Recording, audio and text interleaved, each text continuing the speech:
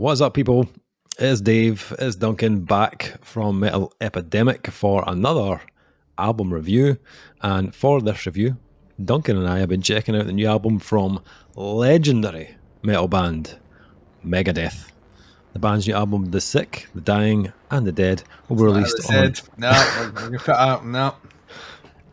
Would you please? Yeah. The new album is called The Sick, The Dying, and The Dead. Thank you. Out on September 2nd via UMC.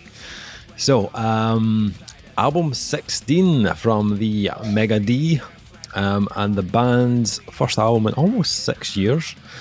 The band for this album is made up of Dave Mustaine, Kiko Loureiro on guitar, Dirk Verburen on drums, and Steve DiGiorgio on bass.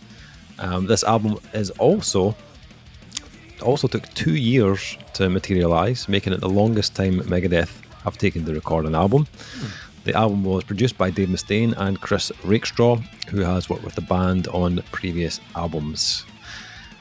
So, we've kind of been following this like journey of this album so far. I have loved this. We should do this more. Right? I like from the first single drop, and we were like, you know what? We're going to chart every release up to the album launch, and we're going to gauge. I think it works better when it's a band that we're not necessarily fully invested with. True.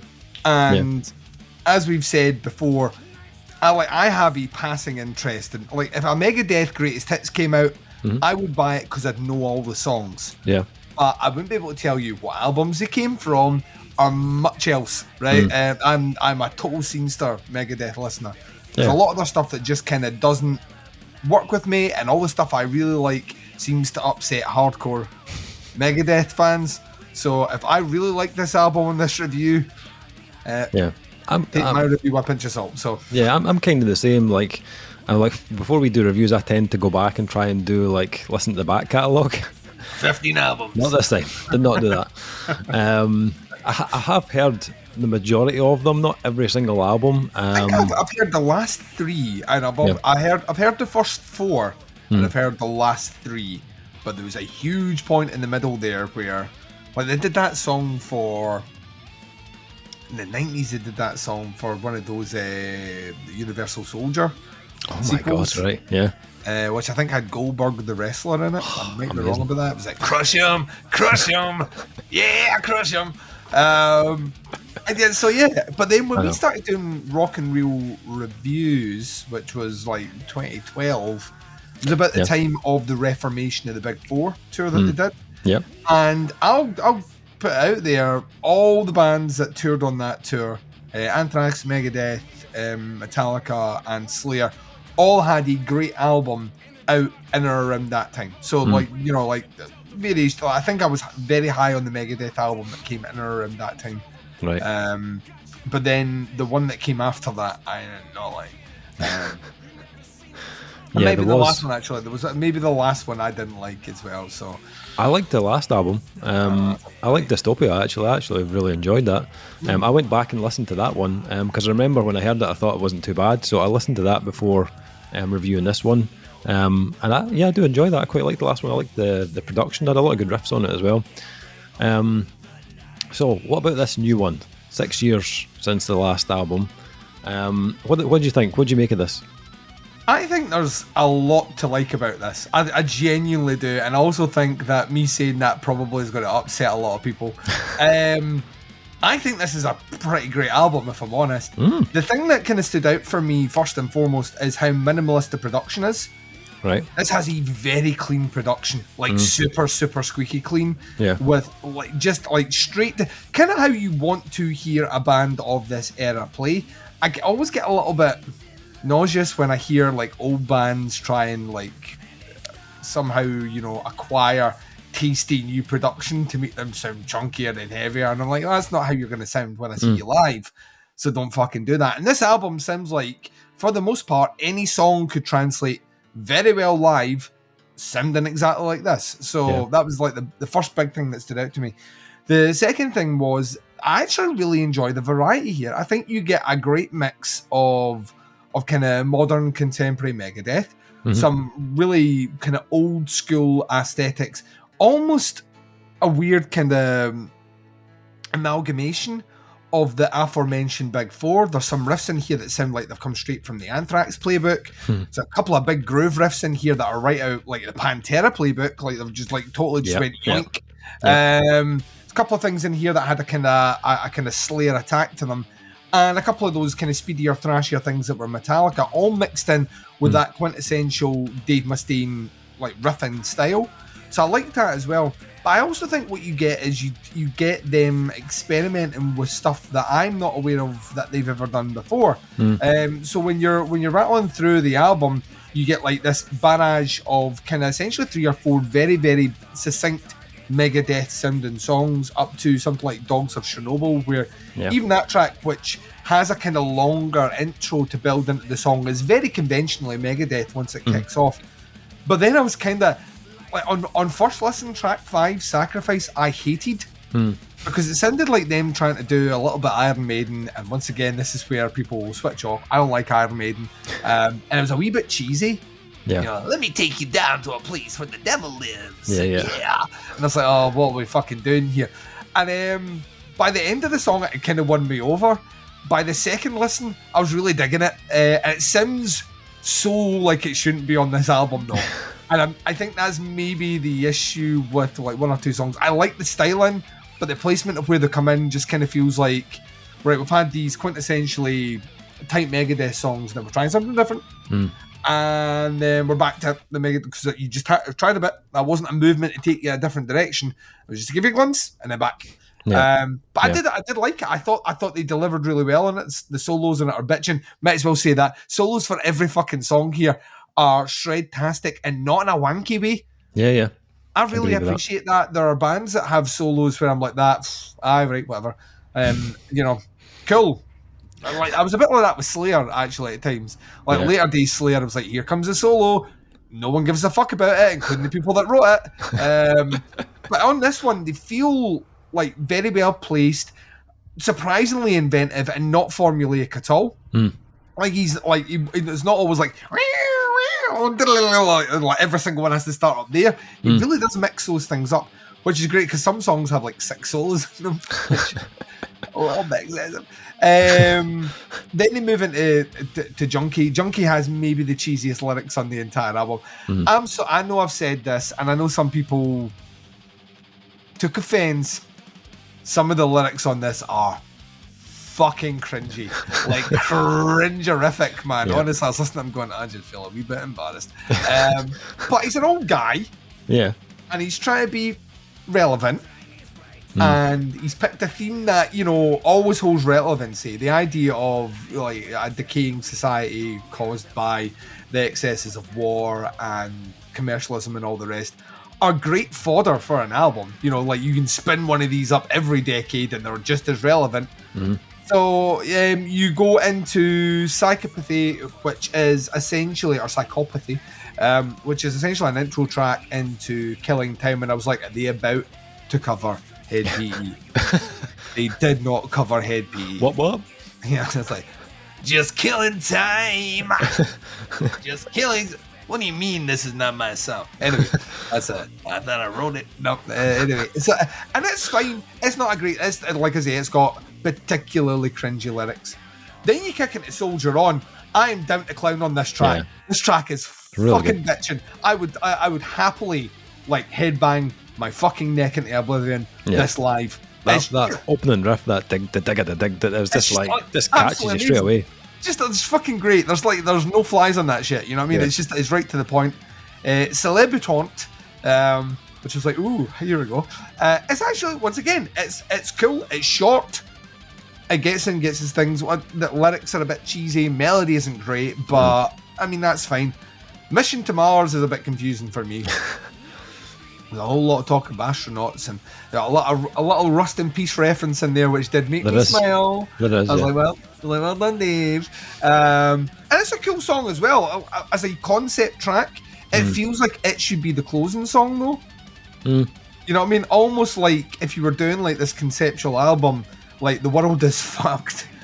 I'm off to Mars. Like, get your ass to Mars. You know what I mean? Like Arnie. But then We'll Be Back is, you know, it makes sense contextual, but it's a fucking bitchin' closing song. Yeah. Now, interestingly enough, according to the internet, the release that people will be getting on things like Apple contains an extra 2 tracks that we didn't get to listen to. Right. Thus, our review won't cover them. One of them includes a track with Sammy Hagar, which I would have loved to have heard. But the record label, thank you for sending the album through, did not see fit in sending us that version. So yeah, I mean, Mustaine sounds great on this one. I mean, he has a range, doesn't push beyond that range. I'm fine with that. Guitar-wise, the riffs are cool. The solos are great. I think you've got one of the most talented drummers walking the planet, and he gets a chance every now and again to show a little flurry. I'm not saying he's slumming it. He's by no stretch slumming it. But I think with that talent there, and Mustaine's rhythm guitar playing, I'd be leaning into more of that. I think there are small elements here where they do something a little bit different, or there's a little kind of attack of something, and it hits it, and I'm like that. Oh, like, just that's cool as fuck. And then they just go, oh, man. And I'm like, all right, cool. So, like, they've got high quality talent there that Mustaine could easily hang with. Like, even at his age now, you could easily hang with these guys. So I feel there's an opportunity there moving forward. I know he's only been in the band since the last album. So there's maybe an opportunity to build on that. And I'm kind of hoping live, that's where that, like, Dirt's going to shine live. You know, he's not going to stick to the fuck it. He's going to go and do shit.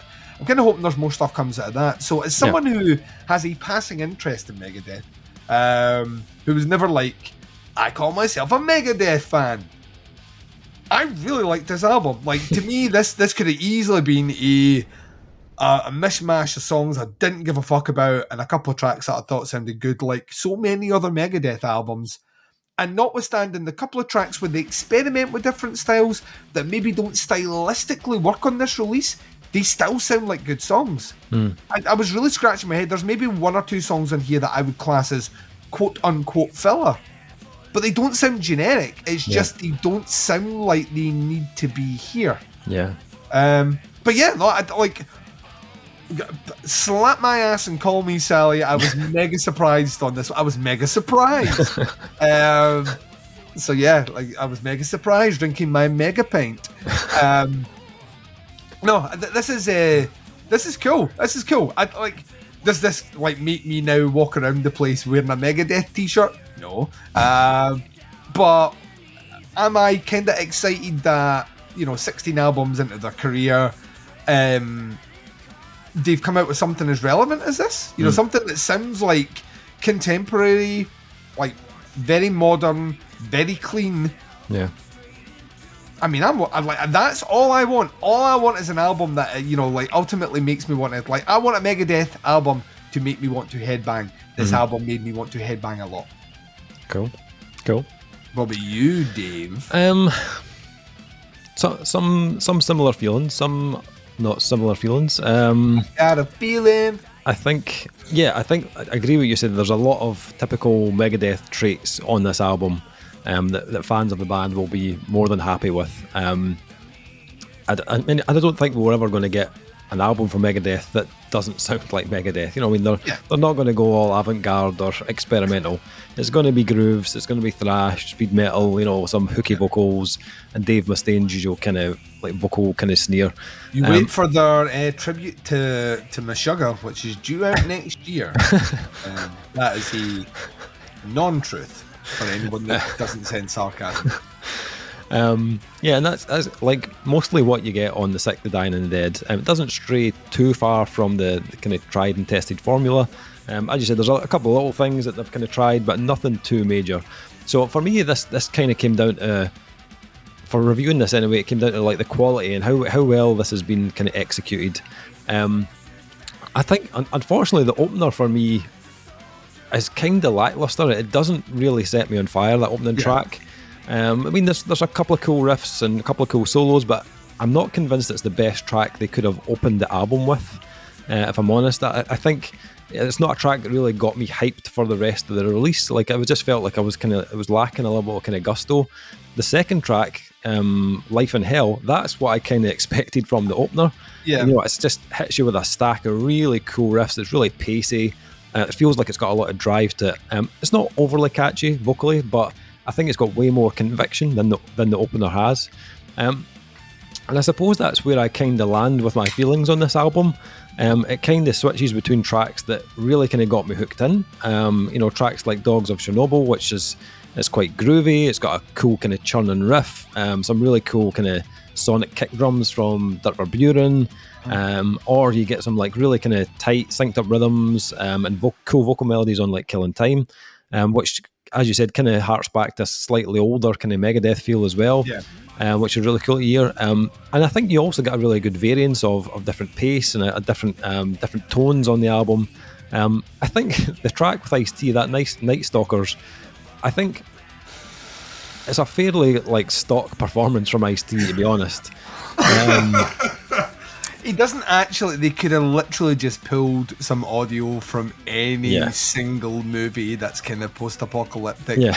Just shoved it over there. It's cool to hear him on the track, but it doesn't add anything to it. I think I like the idea of it, of having that kind of guest vocalist just to change things up a little bit, but the actual performance itself was a bit like, all right, well, okay. You've got the front man from Body Count. Like we mentioned at the time, Body Count, like, haven't really got a bad album. No. Like, and he's fucking good at what he has. Metal chops. Give him something to do it with the. I know. He's about the equivalent of Fred Durst on that, like that the Outside song. Yeah. This is the real deal, yo. You're like, what the fuck am I doing here? True. And then, as you mentioned, you've got like Soldier On, which is one of my highlights. On repeat. Really good track. Like, not overly technical, like structurally, it's fairly conventional, but the vocal lines are catchy as fuck. My other highlight being the album closer, We'll Be Back, which is it's got some of the best riffs on the album. I really enjoyed that. I like some tracks I did a little kind of like intros and like kind of spoken word additions, and I think little things like that help give some of the tracks a bit more kind of an individual feel, a bit of an identity, which I liked. Other than the moments on the album I wasn't quite as engaged, I felt like some of the tracks were a little bit flat. Like I was kind of waiting on something to kind of grab me, like a moment for it to come alive, but it just never happened. Just waiting on a big riff, a big hook for something just to kind of pull me out of that kind of slump. Sacrifice for me was kind of lukewarm. It grew on me, man. Let it grow on you. Take it to your heart. Good I solos. hated it at first. Hated it at solos, first. But I thought as a track it felt a little bit uneventful. Same with Junkie. Just thought it was very repetitive without really much reward. And I know, like we've mentioned this, as you said on reactions and stuff about the vocals, and I got that as well. Sacrifice, Junkie, Mission to Mars for me was a bit like, there was a couple of moments that I was like, oh my god, cringe. Yeah, and it's fairly like one of the more kind of commercial tracks of the album. I got a couple of kind of Guns N' Roses type vibes on that track. They're pulling in influences from all over the shop, which is kind of cool to see them do that, because it'd be so easy just for them to churn out another Megadeth album. Yeah. And I kind of like those elements in there. I would much rather a band at this stage in their career try and do that, take a swing, and maybe it doesn't work, than just do the same thing. Yeah. Which I know that's what fans want. Fans just want they want Rust in Peace over and over and over and over and over and over and over again. Yeah. I don't like that. To me becomes tedious pretty quick. But I think that there is a bit of that kind of classic rock kind of vibe on that track, and I heard it on a couple other little tracks as well, which I thought, that's pretty cool. But that track, that Mission to Mars, just there was a bit towards the end. It was quite the drumming got a bit more intense, which is quite cool. But the verses were very like almost kind of like Billy Idol or something. There was something just not quite right about that track. Didn't enjoy it. But it's preceded by We'll Be Back, which kind of, a great fucking closing song, man. It's like everything you want in a, like, it is the, you always say like some bands do experimental endings to their albums. It's like We'll Be Back is the most Megadeth album, like song 100%. ever. It's like all the best solos, all the cool riffs, all the good movements, done. Yeah, absolutely. Sent you off on a high. I think that the musicianship in general is great on the album. I think the playing's super tight from Dave and Kiko. I think their chemistry is really good on the album. Solos, as you said, killer.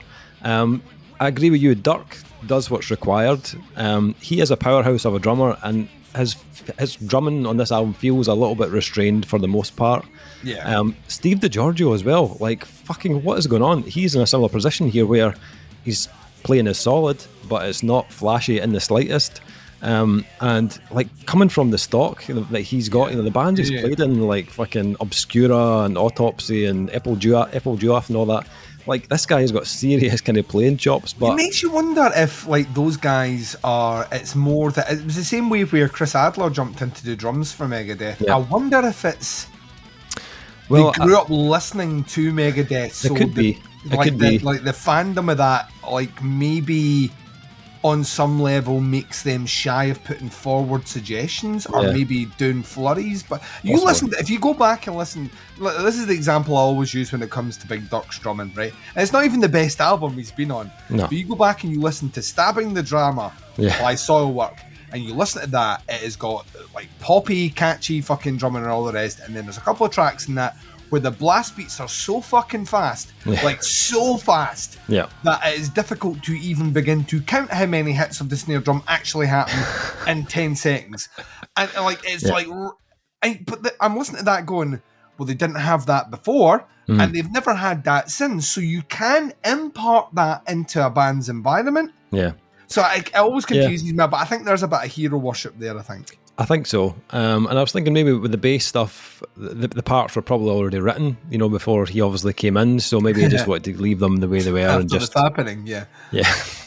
But that's that. Dave Mustaine is Dave Mustaine. Like, I don't think Dave Mustaine's vocals are ever going to be something I would rave about in a review. Maybe more consistent on this though. He is fairly consistent, and he's got a very distinctive vocal style. What do you mean? You can tell it's him a mile away. And I will give him his due. There's a few really good choruses on this album that really kind of sink their hooks in. So the writing of the choruses are very good on this. Yeah. Production for me. You didn't like the production? Didn't like production on this. Oh, what, man? No. I really liked it. I think the production is polished.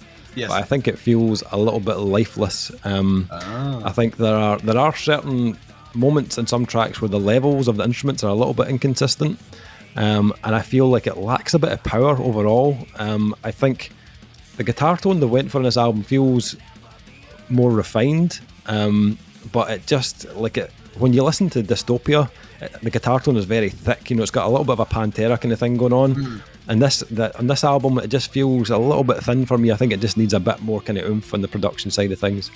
I enjoyed parts of this. I think for me, it's sits slightly under Dystopia for me. I think it has some real standout moments. It's got quite a fun vibe actually throughout the album.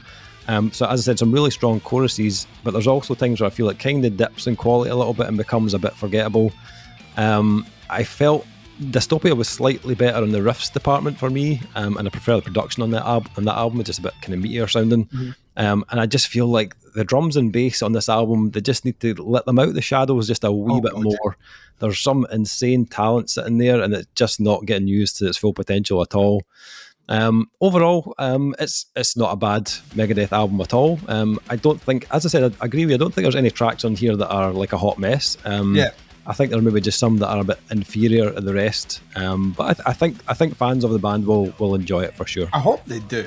They do, because a lot like you've been waiting 6 years. So yeah. What did you think? What would you rate The Sick, The Dying, and The Dead?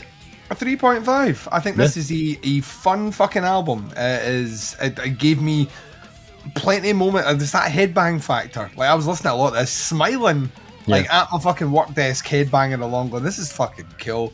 And there are cringy moments, but like, tell me any person that's been in music for as long as these guys have that don't have a bit of cringe on them. You get this is where I lose my. I would pick up this album before I picked up Death Magnetic. Yeah, 100 days of the week. I would agree. Any day. Like, so to me, it's always a barometer. I'd unfairly put those two bands side by side. You know what I mean? Yeah, for everything, Death Magnetic. Yeah. It's like I always put those, like, any of those bands that have been around in that time, because Death Magnetic was fucking huge. It was really hugely by everyone except me. And you know, it was a massive album. So always kind of with these bands, like the new Anthrax album when it's dropped, will be held to the same thing. Is this better than Death Magnetic? Yes, it is. So why is everyone else not enjoying it as much as I do? So yeah, 3.5 feels fair. There's plenty of tracks on here that I will definitely come back and listen to. It's an album that I can see me coming back to revisit, which I can tell you right now, a huge amount of the Megadeth back catalogue I can't say the same thing about. So 3.5. Yeah, I'd agree with that. I'd go 3.5 as well. I think it's a fun album. It's got a fun vibe to it. Not every track hits the mark for me. Production, it's just a personal thing. I didn't enjoy it as much as the last album, but I think there are a lot of good moments on this. And I think in particular, there's the choruses on here are actually really strong in comparison to some of their previous albums. So yeah, I go 3.5 on that one as well. So the new album drops on September 2nd on UMC. Almost out, so let us know what you think once the album drops. Stick your comments in below. Where would you rate this on the Megadeth scale? And there's now 16 albums in their catalogue. Does this rank up there with you, or is it near the bottom? Let us know. Put your comments in below. That is the review. Thank you for checking it out. We'll be back with another review very soon, but until then, take care. Speak to you soon. Bye everyone.